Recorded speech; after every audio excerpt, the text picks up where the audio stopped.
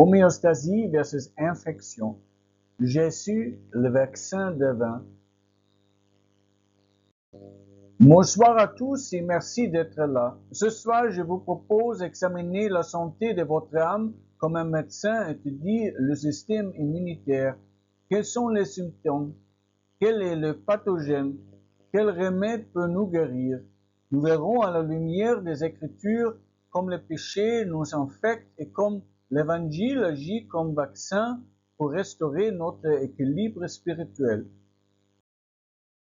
Évangile pour les scientistes. Hémostasie vers infection en 7 minutes. Bonjour à tous, merci d'être parmi nous. Ce soir, je vous invite à examiner la santé de votre âme comme on étudie le système immunitaire d'un organisme. Observez les symptômes, identifiez les pathogènes, testez le remède et vérifiez la guérison. Tout ceci fondé sur les Écritures. Observation. Hémostasie versus infection. Un organisme sain maintient son équilibre. Les cellules se renouvellent, les microbes sont neutralisés, les blessures cicatrisent. Mais quand un pathogène virul envahit le corps, inflammation, fièvre et dégradation s'en suivent. Spirituellement, Jacques de nous a été créé pour vivre en communion avec Dieu dans l'homéostasie de sa présence vivifiante. Pourtant, le péché agit comme un germe virulent. Il infecte notre conscience, déforme nos relations et conduit à la mort spirituelle. Tous sont péchés et sont privés de la gloire de Dieu. Romains 3, 23. Et toute infection a un coût. Le salaire du péché, c'est la mort. Romains 6, 23. Hypothèse A. L'autre traitement échoue. Peut-on guérir cette infection par le régime, l'exercice, l'effort moral ou la pensée positive? En médecine, certains virus résistent à tous les antiviraux. L'autre traitement laisse le corps vulnérable. De même, ni la philanthropie, ni les rituels religieux, ni le développement personnel ne peuvent éradiquer les virus du péché. C'est par la grâce que vous êtes sauvés par le moyen de la foi, et cela ne vient pas de vous, c'est le don de Dieu. Ephésiens 2, 8, 9. Hypothèse B. L'antidote divin. Si le Créateur lui-même avait conçu le vaccin, l'Évangile dévoile Jésus-Christ comme à la fois antigène et vaccin. Dieu ne se contente pas de soulager nos symptômes. Il offre une guérison radicale, car Dieu a tant aimé le monde qu'il a donné son Fils unique afin que quiconque croit en lui ne périsse point, mais qu'il ait la vie éternelle. Jean 3, 16. Sur la croix, Jésus absorbe toute la charge virale de notre péché. Il a fait celui qui n'avait point connu le péché être péché pour nous, afin qu'en lui nous devenions justice de Dieu. 2 Corinthiens 5, 21. Puis, par sa résurrection, il prouve l'efficacité du remède. Christ est mort pour nos péchés. Il est ressuscité le troisième jour. 1 Corinthiens 15, 3 et 4. Protocole d'intervention. Comment se faire vacciner?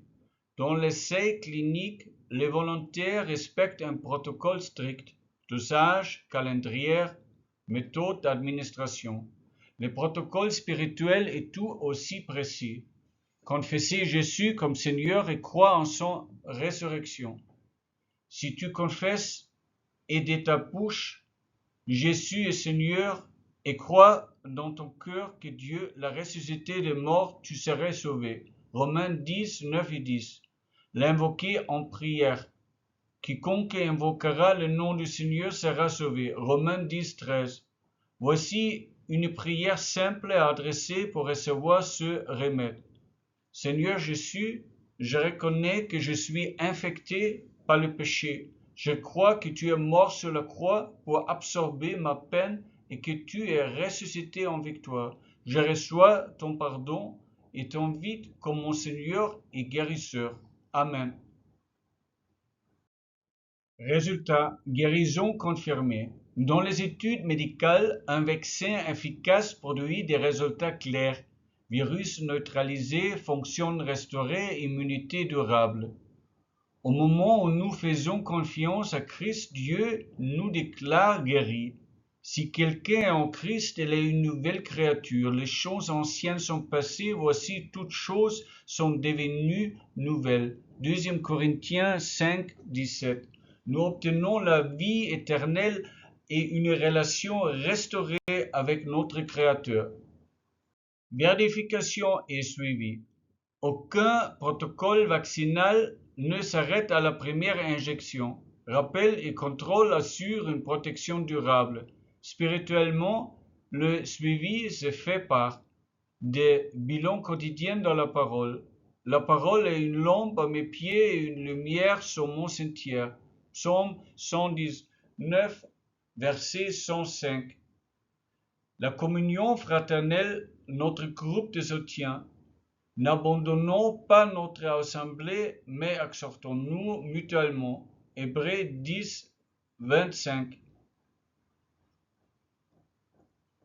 Le partage de ce remède avec des autres afin qu'eux aussi soient immunisés contre les péchés.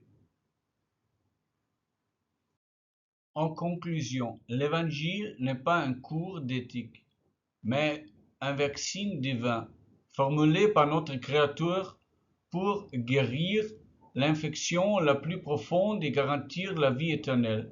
Je vous encourage à réaliser ce test vital dans votre propre vie. Si vous venez de prières pour recevoir Christ, soyez les bienvenus dans une communion guerrière et épanouie avec Dieu. Je suis à votre disposition pour répondre à vos questions ou prier avec vous à l'aube de ce nouveau parcours de santé spirituelle. Si vous souhaitez découvrir d'autres exemples de partage d'évangile, abonnez-vous à la chaîne YouTube equippeople.com. Les informations sont disponibles en anglais et en français. Pour des rapports pratiques sur le terrain missionnaire ou des messages d'inspiration quotidienne, connectez-vous sur Facebook à Alex W. Steinberg. Vous pouvez également m'inviter dans votre église ou organisation pour prêcher ou animer des séminaires de formation. J'ai formé des dizaines de milliers de personnes sur les 5 continents. Enfin, si cette vidéo vous a été utile, partagez-la pour inspirer et responsabiliser d'autres personnes. Que Dieu vous bénisse.